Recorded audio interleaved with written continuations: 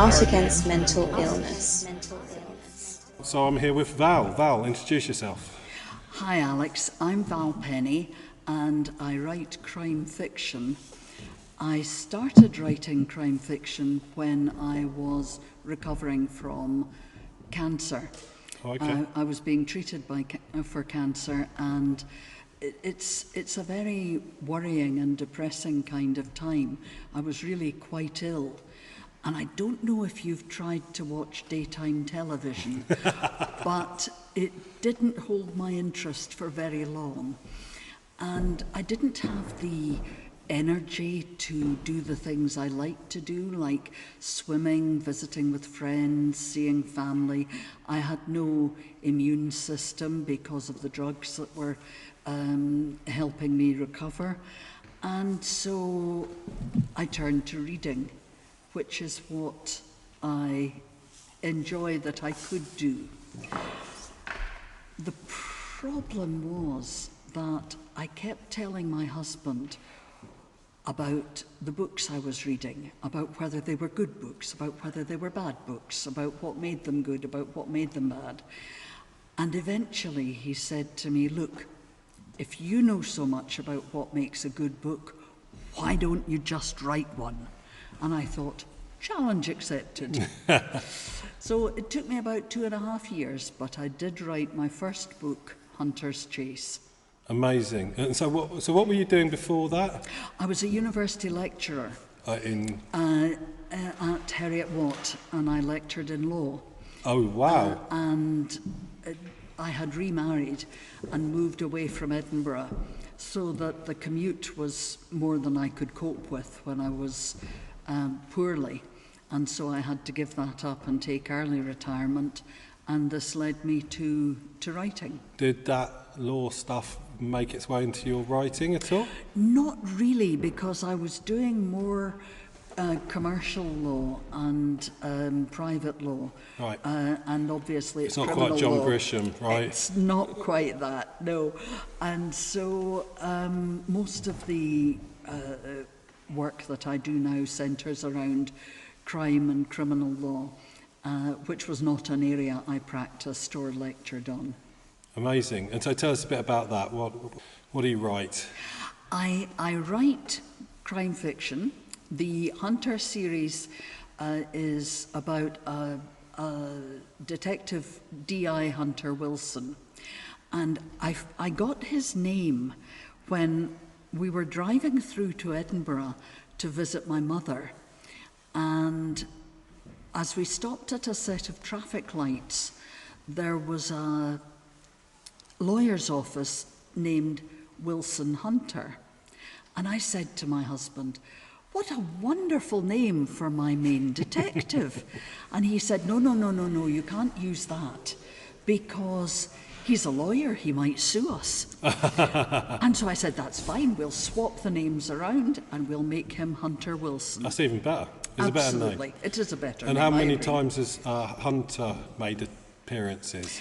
There are 6 novels and 1 book of short stories which has Hunter stories in it. Wow. Yes.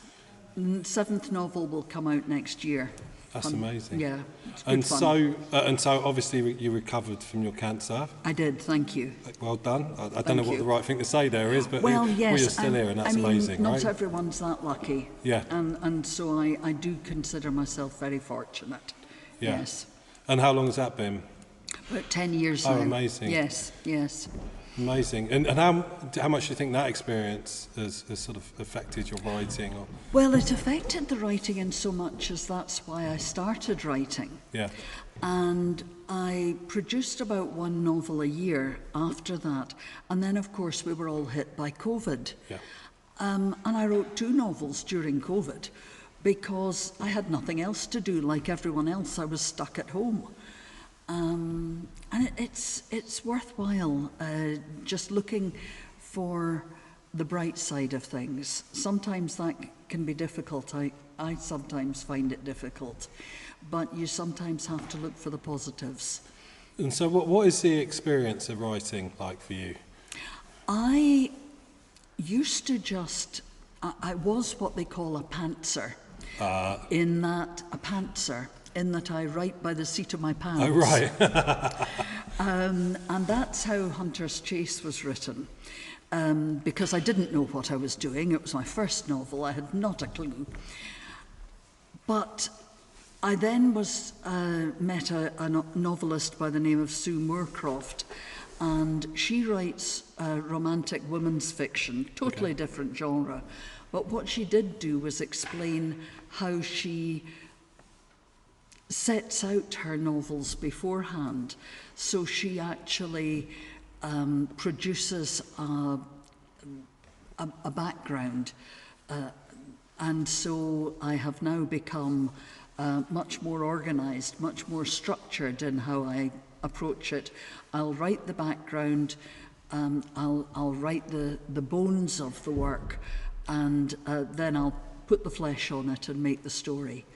And so you've got this character, and I'm imagining other characters that make recurring appearances. And I can imagine actually you can tie yourself in knots, because what happened in book 3, and is it consistent with what I'm trying to write now, and so on. And so I can imagine it becomes a necessity in that environment to at least keep track of what you're doing and create that world.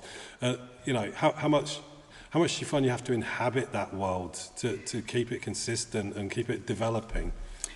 That's interesting. Originally, when I was writing Hunter's Chase, I thought I would create a completely new town in the same way that Peter Robinson did with Eastvale, which is set in Yorkshire but doesn't exist. And then I thought to myself, no, I don't need to do that. Edinburgh is a small city, everybody knows each other, and it has universities, it has theatres, it has posh areas, it has normal areas. What were you saying? There's lots of places to murder people. Plenty pieces. It has an airport. Yeah. It has a prison. It has everything that I'm going to need. So I had lived in Edinburgh for a long, long time, and that's why I set the Hunter books in Edinburgh. Right. My second series of books is about the main protagonist is D.S. Jane Renwick, and she appears in the Hunter books. But the Jane Renwick books go all over Scotland because I thought I might get a good holiday out of the research. Yes, indeed. And there's plenty of places to go and... there's plenty of places to murder and hide bodies in Scotland, right? And B, it's just a great place to go visiting places. Exactly. I couldn't agree more. That sounds amazing. And so how do you transition from someone who's written a bunch of words down, while recovering from cancer, to being a published author? Again, I was very lucky. I knew nothing about the publishing world.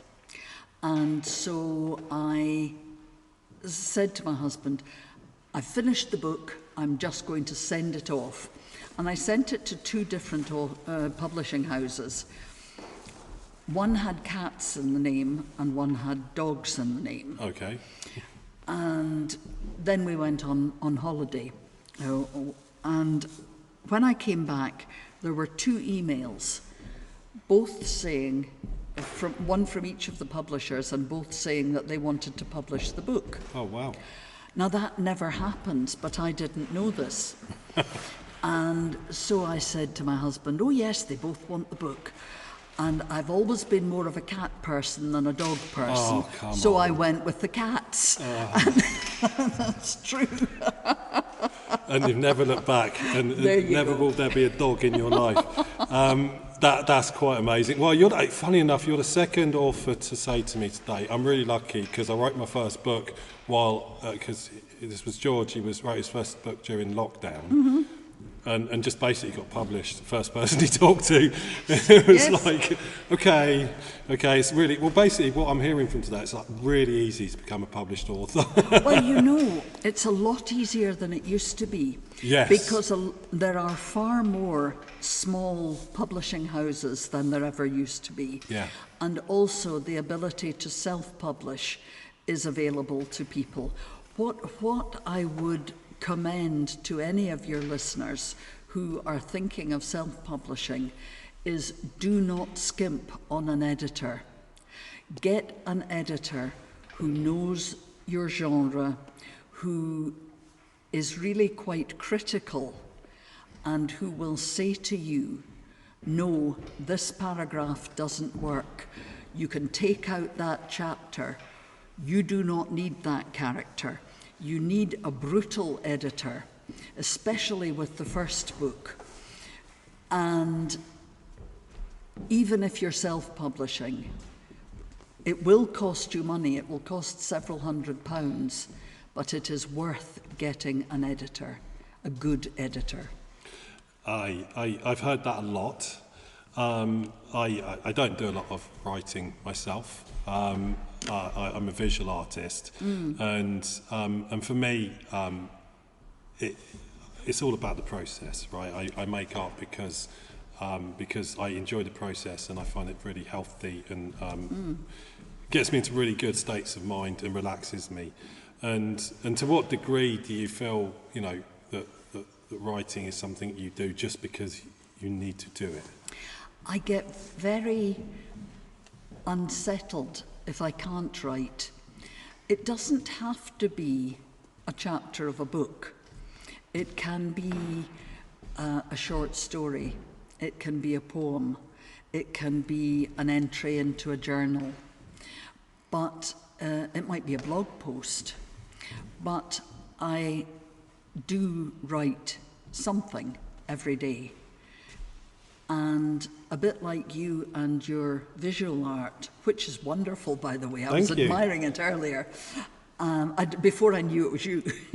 And I think it's important that if you have an art or a craft that settles your mind, it's important to use that outlet as best you can. Yeah. I mean, that whole thesis of this whole podcast is exactly that, and I think I can probably sound a little bit repetitive. In some ways, I sort of find my job on this podcast is to find new and different ways of saying the same thing, which is find the thing that you like doing and do it, and then just keep doing it and make sure you find the time to do it. Yes. So what would you say to someone who, you know, you're blessed in that you can, I'm guessing you do this full time, this is your job, yes, right? Yes, it is. And that you know, people have to have proper day jobs, as boring as that is, that people who don't really have the time, you know, how do you think? What I would suggest, and what I find many of my friends who have day jobs as well as writing, is they'll get up maybe half an hour early and they'll write a couple of 100 words, or during their lunch hour they maybe eat their sandwich and write 100 words, and then when they get home in the evening, rather than sitting watching the soaps, making time to write. And as much as you require time for your visual art, I require time for my writing.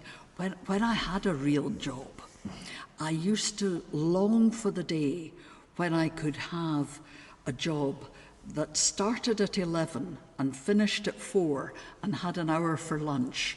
And now I have that. So, and I think even if you only have a couple of half hours a day, if writing is your thing, write. Because if you write a couple of 100 words a day, then it doesn't take very long before you have 2,000 words, 20,000 words, 60,000 words, and you have a novel. Yeah, I can't agree more. That's amazing. So we're going to have hundreds of novelists out there that have written it all in their lunch hour. That's fine. It'd be good. It'd be maybe lots of novels about sandwiches. But there'll be different flavours of sandwiches. Yes, indeed. They'll be the most amazing sandwiches ever. So you just come off a panel with George Patterson and Mark Bridgerton. Mark Bridgerton, yes. So Mark is a true crime author, and you and George are both fiction authors. Correct. How you know what sort of themes came up in there? How do you? I mean, especially someone writing true crime and someone writing fictional crime. I mean, what is this? Are you squaring off there? Is it a fight? You know what I mean? Not really, but I do think that if you're writing true crime, you're much more constrained than I am. Because in my books, because they are fiction, I can play with the truth a little bit, so that while something in real life might take 3 weeks to happen, in my books, the detective inspector says, and I've fast-forwarded this and it gets done in 24 hours. Mind you, if anybody looked at my computer history, I'd get locked up in a second. Well, that's the thing, right? So you presumably know the best way to murder someone. Well, I was on a panel with a group of authors once, and we were discussing how to murder someone. And one of the women was a medical doctor. And one of the others of us would come up with an idea, and she would say, no, that's not dependable. And then we would come up with another idea of maybe a good hard stabbing, and she'd say, no, you have to be really particular. You've got to get the right knife. And I'm thinking to myself, you know, she would be very difficult to have around in my books. Inconveniently knowledgeable about murders. There is another female crime author from Scotland. Am I also called Val? Am I allowed to? Normally, when I am invited to speak, I have to explain to audiences that I'm not Val McDermott and I'm not the Canadian crime writer Louise Penny. Oh my God. I am, in fact, Val Penny, and they're stuck with me. I don't think adjacency in names is a terrible thing. And if a few people are picking up your books instead of Val McDermott's, maybe you've got a convert there. Maybe. But I just, you know, that Scotland's such a rich place for crime authors. Yes. And I think we can handle more than one Val. Oh, I think so, yes. Yeah, and I just think it's quite amazing, especially in a day like today when there's so many of us here, that I just can imagine anyone who doesn't live in Scotland thinks it's a bloody terrifying place. You know what I mean? You go to Australia, you're going to get killed by animals.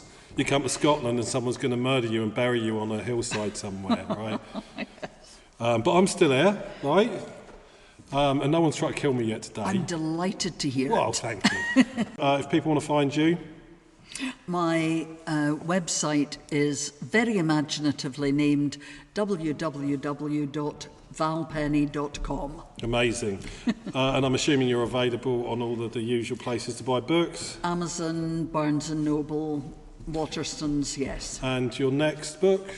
My next book is North by Northeast, which is a Jane Renwick thriller. And the next Hunter book will be Hunter's Festival, which should be out next summer. Art Against Mental Illness.